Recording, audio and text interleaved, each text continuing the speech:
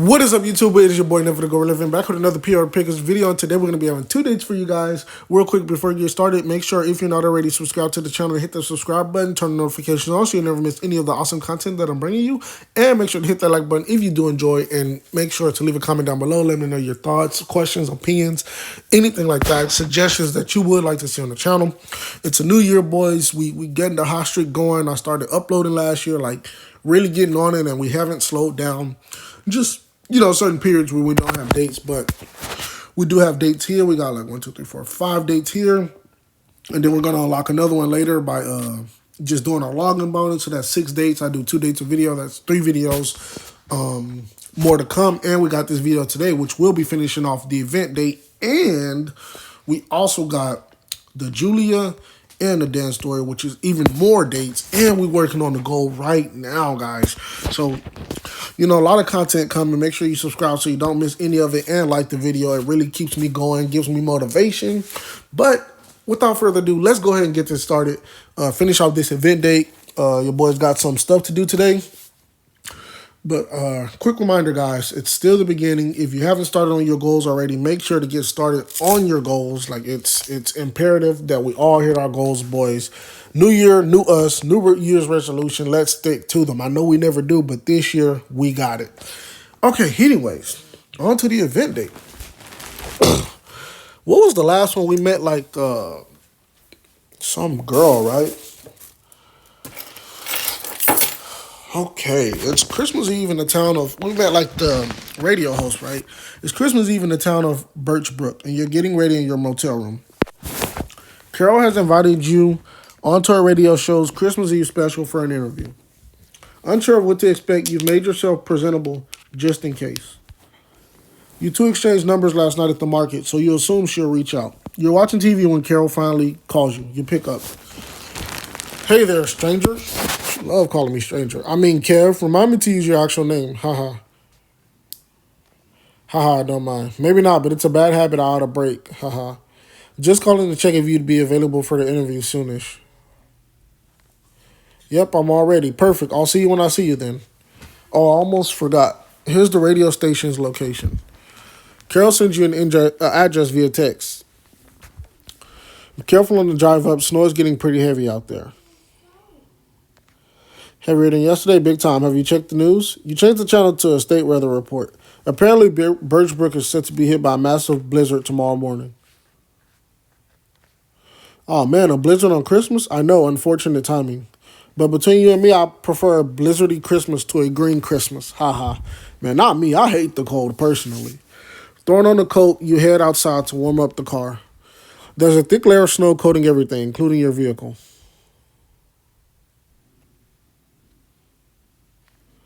You weren't kidding about the snow. My car is buried. Uh-oh. Do you have something you can use to clear the snow away? I wouldn't recommend going on a drive with the windshield blocked. You find the driver's seat door handle under the snow. Open it and start the engine. You then pop the trunk and take a windshield scraper from it. I found something I can use. Be there as fast as I can. Sounds good and no rush. Won't be much of a special if my guest ends up in a ditch somewhere. Hang up, you get to work clearing the vehicle of snow and ice. Between your hard labor and the engine's warmth, the job goes quickly. After 10 minutes, you deem it safe to make the drive. Drive to the radio station. You get into the car and pull off out of the motel's parking lot. On the drive up, you see numerous vehicles frozen over like yours was.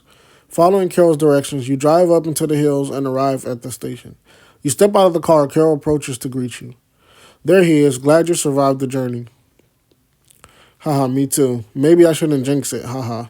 Come on, let's get you inside before you freeze.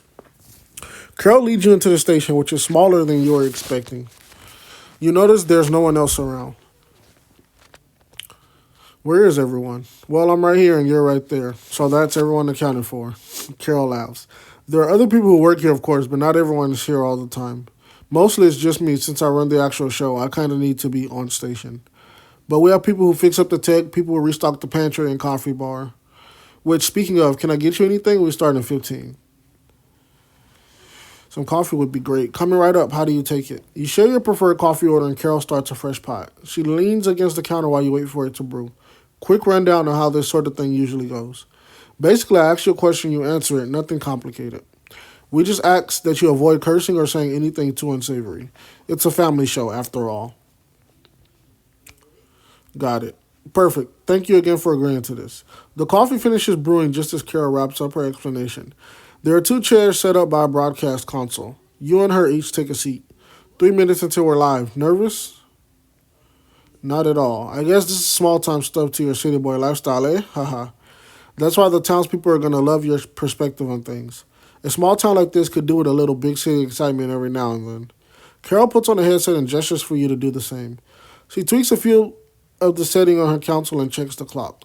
Almost showtime. Good luck. Live in 5, 4, 3, 2, 1. She flips a switch. Hello, loyal listeners of Birchbrook. It's on Christmas Eve, and you know what that means. That's right, it's time for the annual Christmas with Carol special feature. As always, I'm honored to be even a small part of your family's holiday traditions. We have a very special guest today who trekked all the way out here from the big city. Say hi to the people of Birchbrook, Kev. Happy holidays, everyone. Kev was gracious enough to agree to an interview with me today. I thought it would be noteworthy to get a city slicker's opinion on our little town. So tell me, Kev, I hear you visited the Christmas market last night. Carol winks at you. Anything in particular stand out to you? The light display in Town Square, you can really see how much effort went into it. Breathtaking, isn't it? Nothing fills me with joy for the season like that big old tree. No visit to the market is complete without basking in the glow of the lights, so says I. Carol laughs musically. It's quite a journey from the city to little old Birchbrook. What inspired you to visit our town for the holidays? A website told me that your Christmas market was a great attraction. Is that so? Well, thank you, mysterious website. It's always gratifying to hear the news of our town reach beyond its borders. Dare I say it fills this small town girl with a bit of local pride. The wind outside howls. You glimpse the falling snow through a window. The volume of snow has increased exponentially in the short time that you've been here. Listen to that wind. Here's your reminder to stay safe, warm, and indoors. Mother Nature is not no gentle lady, folks. With the blizzard on the way, safety is paramount. I don't want to see Dallas towing anyone out of a ravine this year. Which reminds me, how'd you find the drive down here, Kev? Dull at first, but once I tuned into your show, the trip went by quickly. Oh, ain't that sweet? At least that's how I want to take it, but I'm not so sure. According to Kev, listening to my show almost made him miss his turn. The way he tells it, I'm some small town siren luring out of towners to their deaths. She chuckles, grinning wide. Come to think of it, I think Charlie may have once accused me of much the same thing. But I wouldn't do anything like that, not on purpose, at least. You believe me, don't you, listeners?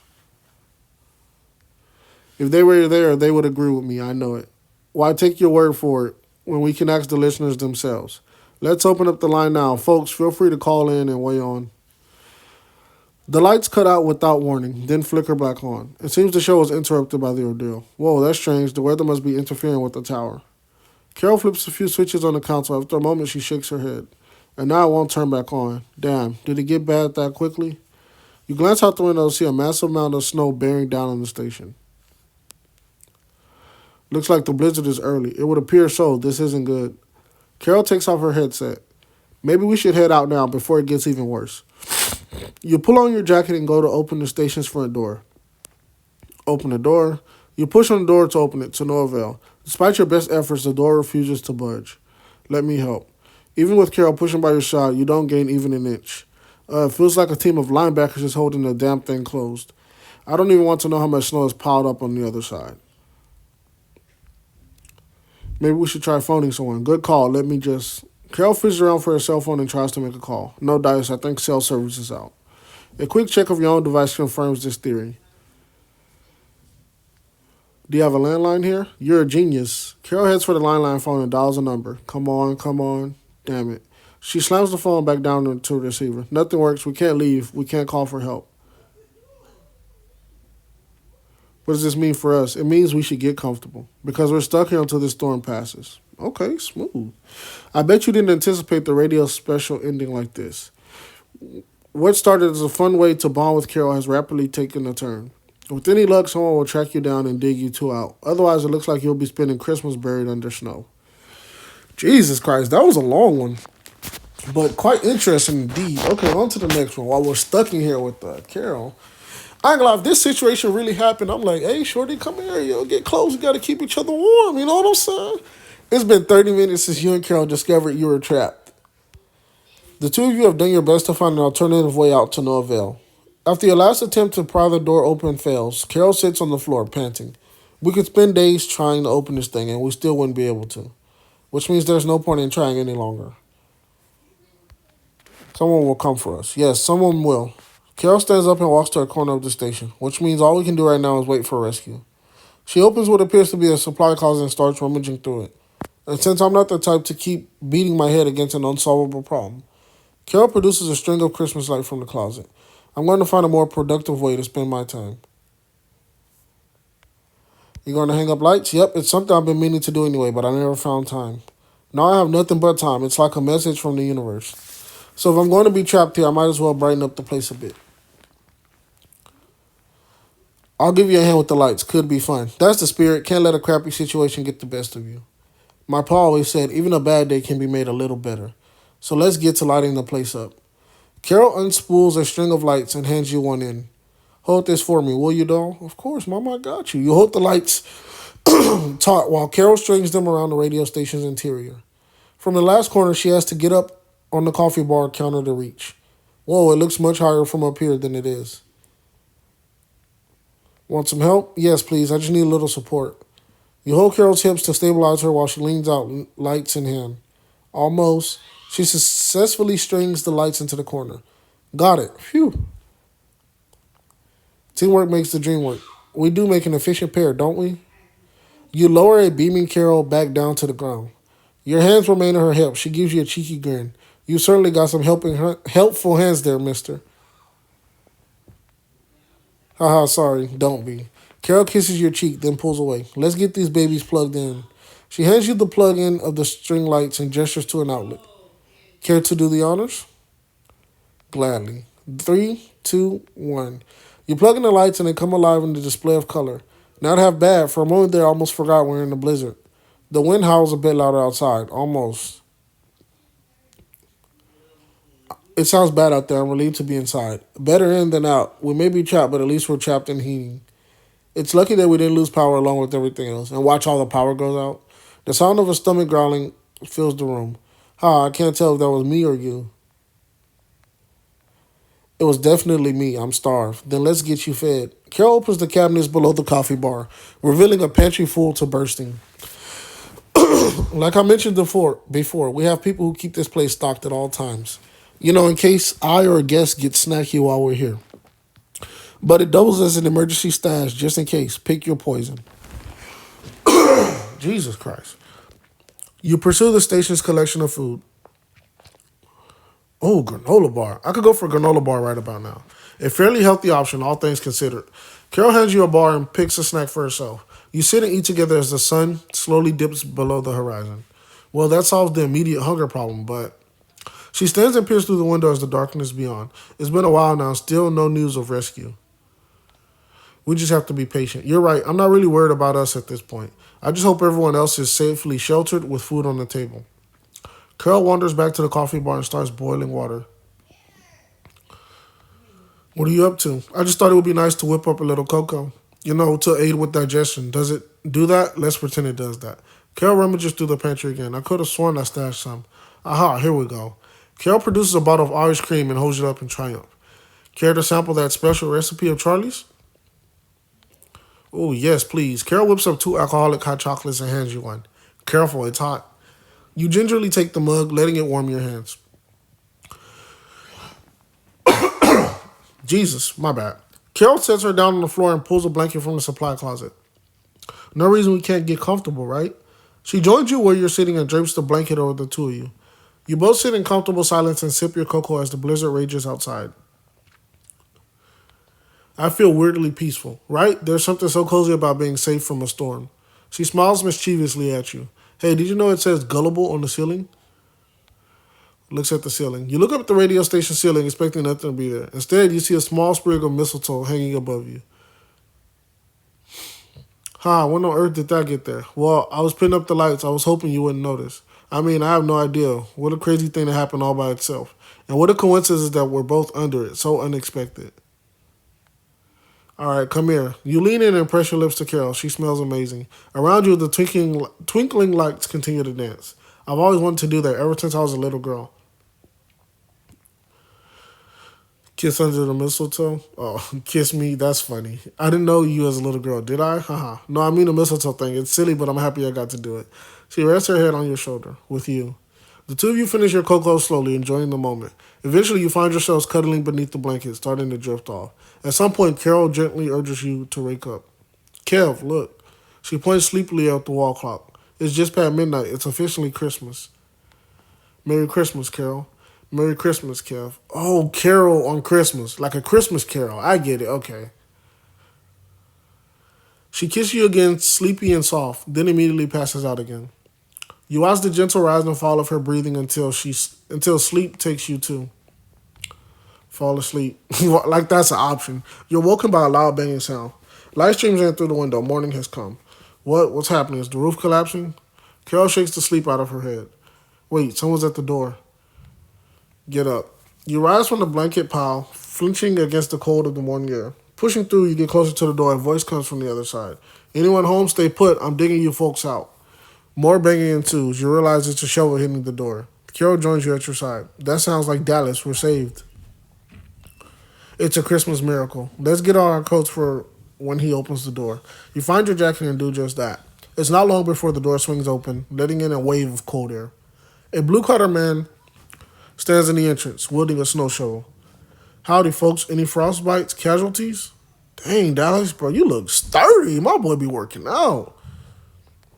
I think we're all good. Then we're golden. Hi there, Carol. Hi, Dallas. I can't even tell you how good it is to see you. I can guess, haha.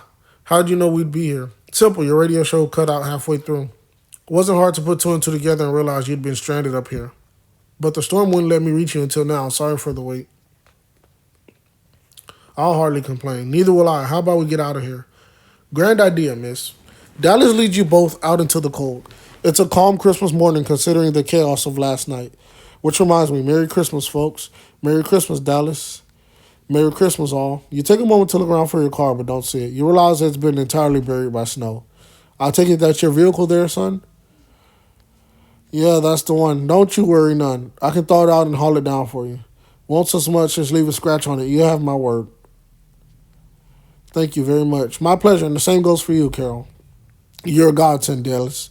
But first, let's get you folks back to town proper. Y'all can hitch a ride in my truck, seeing as your vehicles are otherwise indisposed. You go to enter the truck, but Dallas stops you. Just let me tie it up in there first. Maybe give you two a chance to chat. He winks, then climbs up into the truck's cab. There he goes again, playing matchmaker. Does he do that a lot? Constantly. He's married and is pretty convinced it's the best thing ever. So he's always trying to find me a husband. He just cares about you. He does. It's very sweet, but also a little off-putting for guys. Haha. Carol, hold your hand. That being said, I'm glad I got to meet you. Even with the whole getting trapped in a blizzard thing. And no pressure on anything, but how long are you staying in town? A few more days. Would you be willing to maybe spend those days together? It may be a small town, but there's still a lot to explore. You can consider me your own personal tour guide of Birchbrook. I'd be happy to. Yay, this is going to be a blast. I have so many ideas, but step one is to get back to town. Smooth. I hope we get her as a girlfriend, actually. I actually like her. Dallas honks the trunk's horn. You can see him grinning through the windshield. Looks like he's happy you're sticking around, too. Shall we? You and Carol climb up into Dallas's truck, and he begins to drive back. Now, that's a very Merry Christmas. What a sweetheart she is. You've been through a bit of a chaotic time this holiday season, haven't you? But two of you outlasted the storm together and grew closer as a result. Now you get to spend the rest of the holidays together, too. Hey, let's get it. That was nice. That was nice, actually. I'm glad we got to complete that. But anyways, boys, I know this has been a long one, but that'll be the end of this video. Thank you guys so much for watching. I really, truly, honestly hope you enjoyed. Let me know your thoughts down in the comment section below. And if anything, make sure to leave a like, subscribe, all that good stuff. But with all that being said, that is all we have for today. I'll see you guys all in the next one. Thank you so much for watching. Peace out.